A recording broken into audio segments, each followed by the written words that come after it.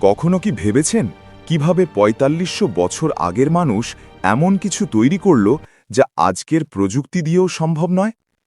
মিশরের মরুভূমিতে দাঁড়িয়ে থাকা এই পিরামিডগুলো শুধু পাথরের স্তূপ নয়, এগুলো এক জীবন্ত রহস্য।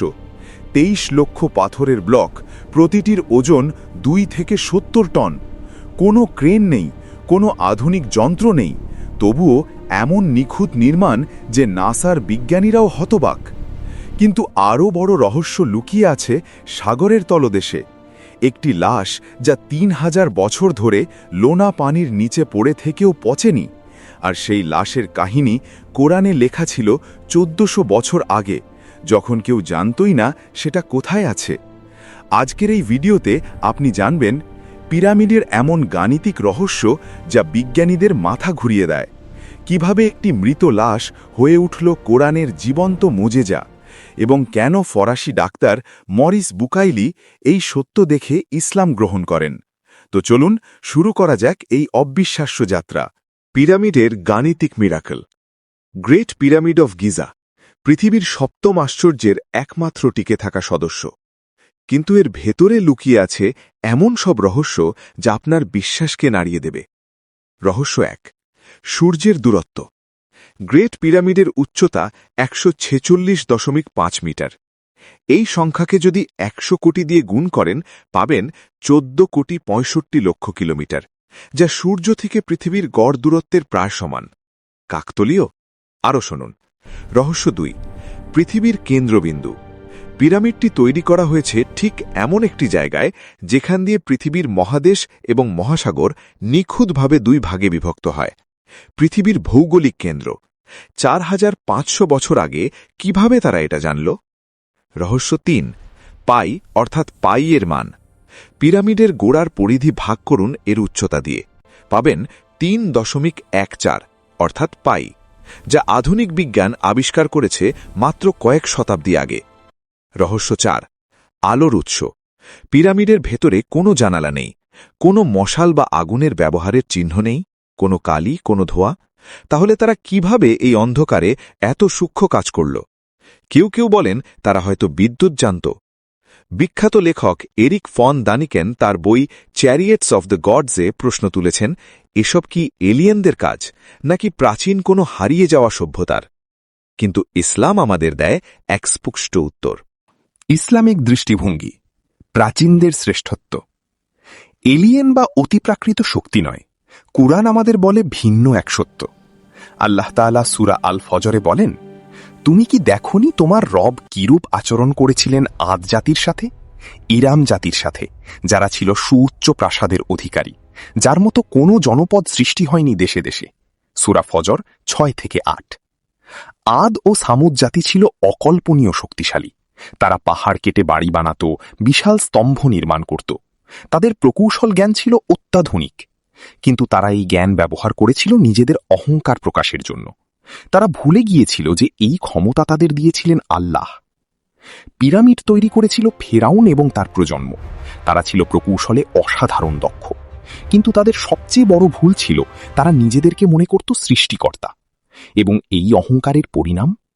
আসুন জানি সেই ভয়াবহ রাতের গল্প। ফেরাউনের দম্ভ। মিশরের ইতিহাসের সবচেয়ে শক্তিশালী শাসক দ্বিতীয় রামসেস বা ফেরাউন। সে নিজেকে ঘোষণা করেছিল, আনা রাব্বুকুমুল আলা, আমি তোমাদের সর্বোচ্চ প্রভু। সূরা নাজিয়াত ২৪। সে বনি ইসরায়েলদের ওপর চালাত অকথ্য নির্যাতন। তাদের ছেলে সন্তানদের হত্যা করত, মেয়েদের রাখত দাসী বানিয়ে। যখন মুসা আলাইহিস সালাম তার জাতিকে নিয়ে পালিয়ে গেলেন, ফেরাউন ক্রোধে উন্মত্ত হয়ে তাড়া করল বিশাল সৈন্যবাহিনী নিয়ে। লোহিত সাগরের তীরে এসে যখন বনি ইসরায়েলরা আটকা পড়ল, তখন মুসা আলাইহিস সালাম তার লাঠি দিয়ে আঘাত করলেন সাগরে, এবং ঘটল সেই মহাবিস্ময়। সাগর ২ ভাগ হয়ে গেল, মাঝখানে তৈরি হল শুকনো রাস্তা। মুসা আলাইহিস সালাম ও তার জাতি পার হয়ে গেলেন নিরাপদে। কিন্তু ফেরাউন, সে তার দম্ভে অন্ধ হয়ে সাগরে নেমে পড়ল। আর ঠিক তখনই ঢেউ ফিরে এলো। সেই মহাপরাক্রমশালী সম্রাট, যে নিজেকে খোদা বলে দাবি করত, সে ডুবতে লাগল। মৃত্যুর মুহূর্তে ফেরাউন চিৎকার করে বলল, আমি ঈমান আনলাম যে বনি ইসরাইল যার প্রতি ঈমান এনেছে তিনি ছাড়া কোনো ইলাহ নেই। সূরা ইউনুস 90। কিন্তু তখন আর লাভ কি? আল্লাহ বললেন, এখন?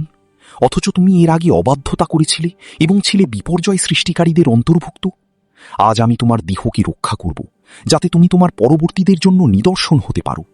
সূরা ইউনুস 91-92। এবং এভাবেই শেষ হলো এক অহংকারীর গল্প, কিন্তু শুরু হলো এক মহা মুজিজার। 3000 বছর পর কুরআনের মুজিজা। 1898 সাল। মিশরের লোহিত সাগরের তীরবর্তী এক গুহা। প্রত্নতাত্ত্বিকরা খুঁজে পেলেন একটি মমি। কিন্তু এটা সাধারণ মমি নয়, এটা ছিল ফেরাউন দ্বিতীয় রামসেসের দেহ। যখন বিজ্ঞানীরা পরীক্ষা করলেন, তারা হতবাক হয়ে গেলেন। দেহে লবণের স্ফটিক পাওয়া গেল, প্রমাণ যে সে সাগরে ডুবে মারা গিয়েছিল। 3000 বছরেরও বেশি সময় পানির নিচে থাকার পরেও দেহ অক্ষত। কিন্তু মমি করা হয়নি কৃত্রিমভাবে, প্রাকৃতিকভাবেই সংরক্ষিত। এই মমি প্যারিসে পাঠানো হলো গবেষণার জন্য। সেখানে দায়িত্ব পেলেন বিখ্যাত surgeon doctor Morris Bucaille. Bucaille ছিলেন নাস্তিক, কিন্তু যখন তিনি ফেরাউনের দেহ পরীক্ষা করলেন, তখন একজন মুসলিম তাকে সূরা ইউনুসের 92 নম্বর আয়াত পড়ে শোনালেন। আজ আমি তোমার দেহকে রক্ষা করব, যাতে তুমি তোমার পরবর্তীদের জন্য নিদর্শন হতে পারো।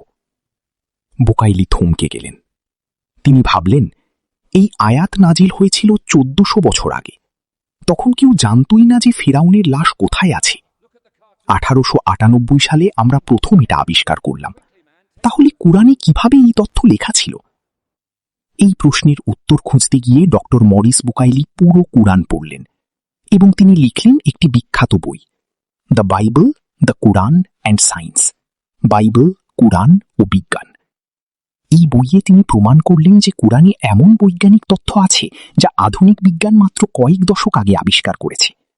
Breaking news, French scientist Dr. Maurice Bucaille, after examining the mummy of Pharaoh, confirmed that Islam is the truth. এবং অবশেষে ডক্টর মরিস বুকাইলি ইসলাম গ্রহণ করেন। একজন নাস্তিক ডাক্তার হয়ে উঠলেন একজন মুমিন। আর ফেরাউনের সেই লাশ আজও কায়রো মিউজিয়ামে রাখা আছে, পৃথিবীবাসীর জন্য এক জীবন্ত সাক্ষী, আল্লাহর কুদরতের এক অকাট্য প্রমাণ। এই ভিডিও যদি আপনার ভালো লেগে থাকে তাহলে অবশ্যই লাইক করুন, শেয়ার করুন আপনার বন্ধু পরিবারের সাথে এবং সাবস্ক্রাইব করুন আমাদের চ্যানেল। কমেন্টে জানান, আপনি কি বিশ্বাস করেন পিরামিড মানুষের তৈরি নাকি এলিয়েনদের? ফেরাউনের লাশের এই ঘটনা কি আপনার ঈমান বৃদ্ধি করেছে?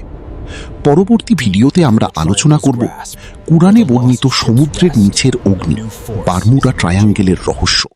ততক্ষণ পর্যন্ত আল্লাহ হাফেজ।